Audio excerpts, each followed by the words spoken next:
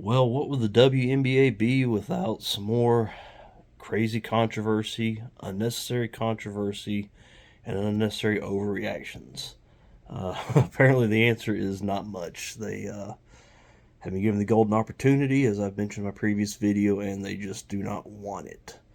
Um, so, WNBA Commissioner Cathy Engelbert was interviewed on what was that? CNBC. I call it the stock channel. Dad watches it a lot.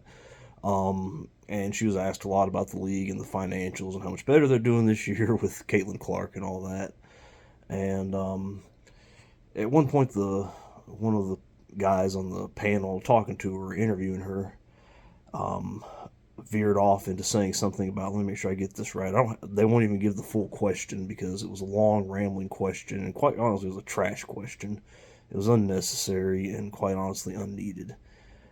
He asked her something about how the rise of social media has taken a more menacing turn where race has been introduced in the conversation and where sexuality is sometimes introduced into the conversation. Cathy Engelbert, in my opinion, did answer this perfectly. Let me read her response right here if I can find it. Her response is the one thing that's great about the league right now. We do sit at the intersection of culture and sports and fashion and music. WNBA players are really looked at now as cultural icons. When you have that, you have a lot of attention on you. There's no more apathy. Everybody cares. Amen.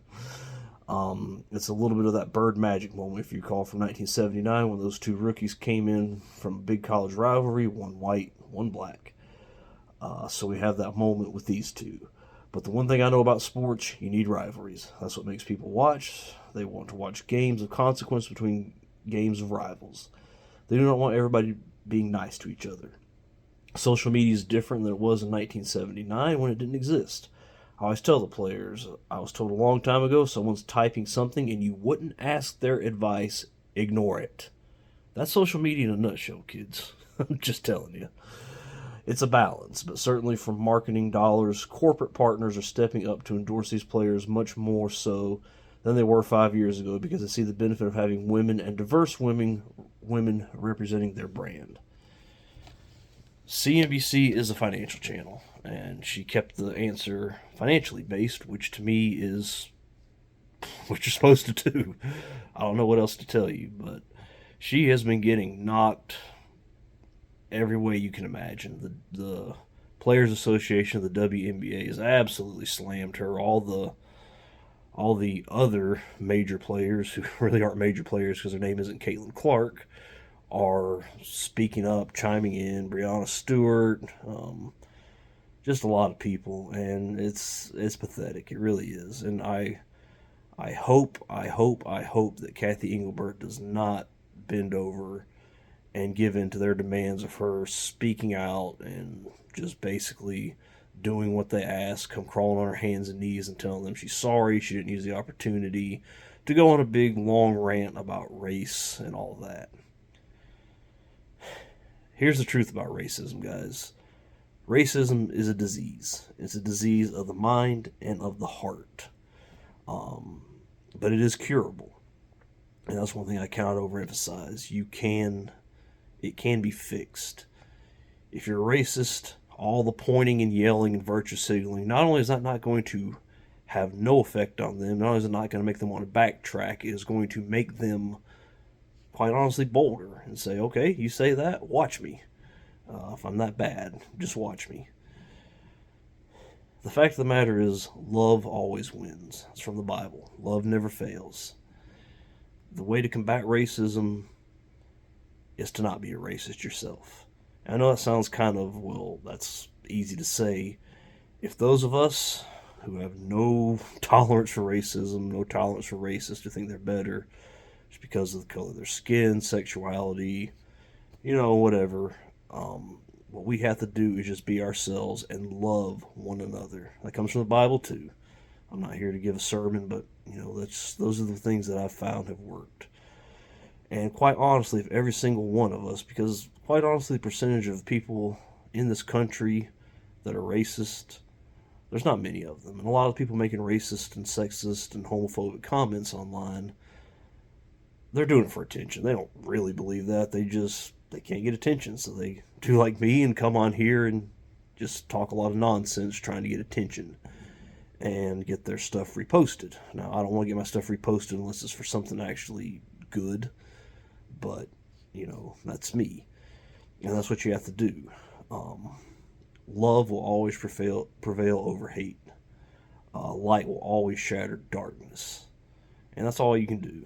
Virtue signaling, yelling, screaming, trying to get people canceled does not work. We have years and years and years of some pretty irrefutable evidence that that's the case. Just go back to 2020 and 2021 and all the virtue signaling and cities getting burned down and all that. What good did that do? Nothing. Um, the only thing that's gonna combat racism is being that example, being that shining example, being that light to shatter the darkness of hatred.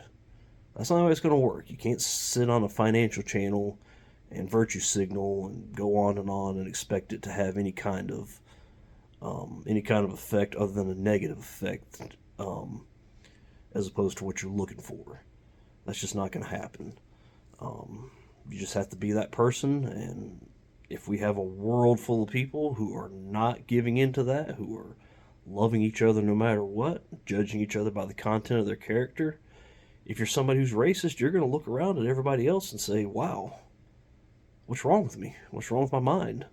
Why is everybody else doing it this way and having fun and enjoying their lives and being happy, and I'm sitting here miserable because every time somebody that doesn't look like me does well, and yes, that goes both ways.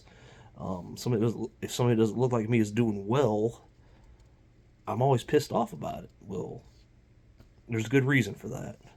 So Cathy Engelbert, please, please, please do not give in to this. I know she's gonna, so I mean, it doesn't. I'm just kind of going on, but before she does, well, she might have before this video comes out, but before she does, I really, really want to say I hope she does not give in and makes that statement and says, look, I was on a financial channel. If you're going to knock me for something like that, you might want to look for a new commissioner. And, oh, yeah, good luck with that, because we're doing pretty good right now. And thus far, I've not completely screwed everything up. I've promoted Caitlin. I've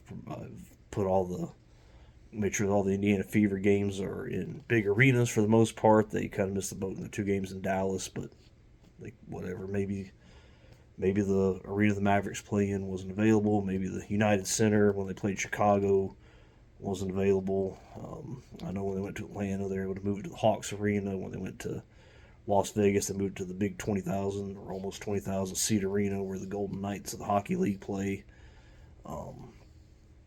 She's done a good job, and I just hope she says, look, you're virtue signaling over nothing, because that's exactly what they're doing. And again, just trying to paint all of us that like Caitlin Clark because she's white. Have you ever got a guy named Michael Jordan? He's only the most popular and beloved athlete that this world has ever seen, even more than Babe Ruth. And from 1984, the year I was born, to present, he has been the guy. This guy right here. Let's see if I can get the picture in the frame. I'm going to make you dizzy. He's up there somewhere, making the game-winning shot for my beloved Tar Heels. If we're racist, why were we paying attention to him and not trying to put Larry over him? Why were we doing that? Why were we not pulling for the bad boy Pistons and Bill Laimbeer? Well, because he's a jerk, but that's whatever. So to Cathy Engelbert, please, please, please hold your ground. Don't bow down. It's okay to denounce it and say, look, I denounce it, but to say that I should have denounced it there was not the right time.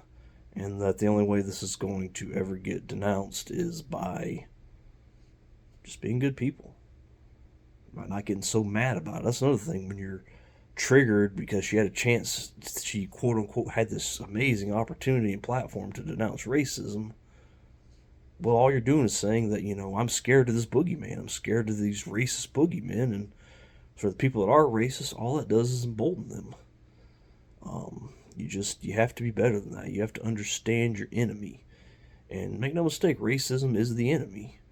But you have to understand it's a disease. It's a disease of the mind and the heart, and you have to give that example. Make them feel like I should not be feeling this way. And just make them feel like outcasts and outsiders without coming up to them and being directly rude to them, saying you're an outsider, you're wrong, I'm right, I'm virtue signaling, I'm good, you're bad. Be a good person. Give in to love. Focus on the light, not the darkness. And your love will overcome hate, and your light will shatter the darkness. So, Cathy Engelbert, please do not give in. Do not come crawling on your hands and knees and making a bunch of initiatives that go nowhere, which is exactly what the activists of the old guard of the WNBA want you to do. You have a wonderful thing going. Us fans of Caitlin Clark, we are not racist. And the ones of us that claim to be, I say us, I'm not, but the ones that claim to be, they're honestly just using that to be trolls. So ignore them. Lean into love. And be the light. Be that shining light that shatters the darkness. And you can't lose. We have thousands of years of history proving that. You cannot lose.